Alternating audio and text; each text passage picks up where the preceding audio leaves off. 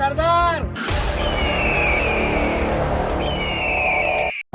का भाई रे? सरदार एगो खुशखबरी लेके आइल बानी, सुनते ही बेहोश हो जाए। का खुशखबरी लेके आइल बड़े? सुनाओ। बगल वाला गांव में हलखोर महतो एक बक्सा सोना रखल बा। का एक बक्सा सोना? का बोले लगा तो बेहोश हो गइल। मोजा सुना। मोजा? आज तक ले जूता देखबे न कनी सो तो मोजा कहाँ से सुनाई?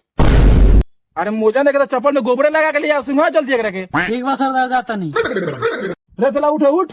ली सरदार सुनाई। उठ। का एक बक्सा सोना?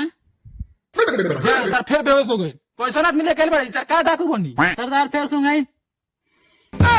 उठ गइल। अब सर बेहोश मत हो के। ठीक बा। देखो तो सब आज हलखोर महतो के पूरा घर लूट ले एक बा। ठीक बा सरदार, आज सब कोई नहा धोआ के रेडी रही। साले लड़की के तो खौती में जाए बा के नहा धोआ के तैयार है सो। जा तो सर बंदूक में गोली भर के रखा सो। जा सो।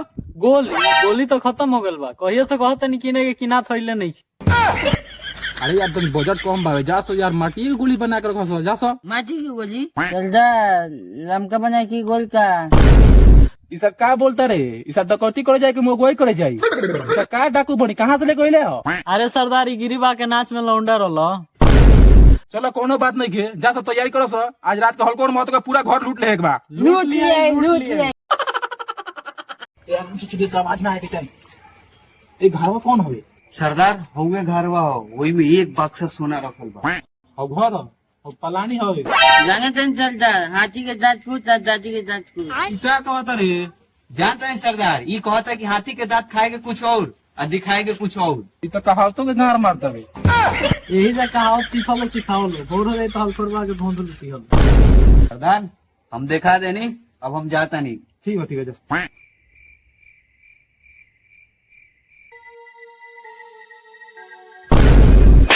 भाग साला डरवा दिलस। कौन है रे? भाई का पहनले बदले? खैनी बा। भाग यहाँ से। का पहन के आ गइल बा? अरे खैनी बा। सरदार हमरा लगा था भूत होता। भूत हो तो निगाह होकर दिखाओ रे। अच्छा की ले।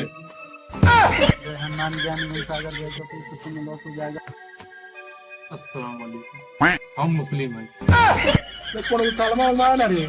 ये हमरे आयल नहीं क्या जान दई तो नहीं क्या करल बरसन। काय खाती आइल बनी सो?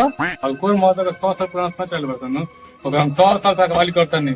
ना हमनी के सोना नहीं की सोच रहा है, गांव के रखवाली करे नहीं सो। झूठ बोल रहे, एक फूक भसम कर देने के। ना भी हमनी के भाषा मत करी। हमनी के चोराही आइल बनी सो। अगर तरीके से सुना ले जाके बात है 5 सवाल में 3 जन सुन ओकर बाद सुना ले जाता ना तो भसम कर दे। पूछी। ठीक बा। पहला सवाल खैनी बा। ना जाए की पहला सवाल तनी कर। बोलो जरूरी रहलो तो खनी रहलो ना रे हमरा लगे। पहला सवाल गलत और दूसरा सवाल खातिर तैयार रहो। देखो सब कोनो लबो ना बोली, सोच समझ के बोली गला। दूसरा सवाल, गांधी जी के मजार कहाँ बा? गांधी जी के मजार? गांधी जी के मजार क्यों नहीं? गांधी जी के तो मजार नहीं की सुन ले, लेकिन उनका क्रियाक्रम गुजरात में भय रहे। सही जवाब। अब तीसरा सवाल खातिर तैयार रहो। पूछी। तीसरा का सवाल ई बा, सलमान खान का ससुराली कहाँ बा? सलमान खान के ससुराली हम तो कोई ही ना नहीं पता। फिर सल्ला बोलो कहानी चीज तक रहे के। हम सुन रहे नहीं कि सलमान खान के शादी लागे रहे एक बार, लेकिन ना भय। सही जवाब। अब चौथा सवाल ई बाटे, मोदी जी के 56 के सीना की नपले रहे? राहुल गांधी। कहानी सब चीज तक रहे के। सही जवाब। पांचवा और अंतिम सवाल, खाना खेले के बाद भूख कहाँ लगेला? हमार तो भूख लगे। गलत जवाब। फिर से बोलेगा। लेकिन तनिक 5 सवाल में 3 सवाल सही बटे। जा सन जाके बाक्स ले लो सन, लेकिन बाक्स रात में मत खोलिए सन, 11 बजे दिन में खोलिए। अब हम जाता नहीं। बाप रे भूत ही गइल। सरदार सुना हमनी के। जल्दी चलो सब। जल्दी देखो तरीके जल्दी लेके आओ तो हम बाहर को देखते हैं। जल्दी। सरदार हमनी का अमीर हो गए नहीं। भारी चल भाजी। रे का बोलता रे? सरदार ही कहा तो भारी बा, जल्दी चला लो। अच्छा ठीक हो रख। कितना बज गया रे? घड़ी देख तो। सरदार गौरी हो जाए नहीं के टाइम देखी। घड़ी नहीं खे ना सरदार तो लौंडा में नाचे कैसे टाइम पर जात रहे हो? आके जे जाते हो। अच्छा तो टाइम क्यों देखल जाई? सरदार सूरजो नहीं का निकलल की टाइम देख लिया। ठीक कहता रे। सरदार का काम गोल बा। हाँ घाम तो उगल बा, देख तो कब बज गेल देख तो। किरिन देख के लागत है 11 बज गए बा। हट तो तनी खोली हम हट तो। ना हम खोले सरदार के इसके हम रे। ऐसन सरदार के लाल पर बजावे नहीं। अब सर एक झापर चल जाए लौंडा के नाच करे। बोलबो सारे जाते अपने भेज दिया लौंडा के नाच करे। ठीक बा चल जाल खोली। चल हट हम खोली हट।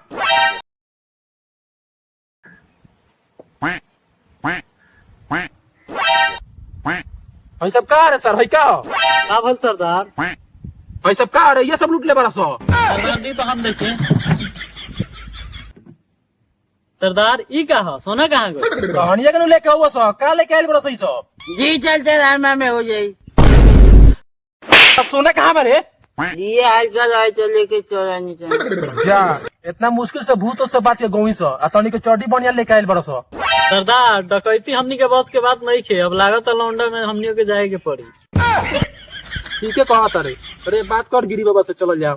सरदार गिरी बात तो खुद एकरा के मार के भगा दिल बा, नी का बात कर। अच्छा लागत तो अपने खोले के पड़ी। एक काम कर जो डाकू लौंडा नाच के बैनर सटवा चलो सब।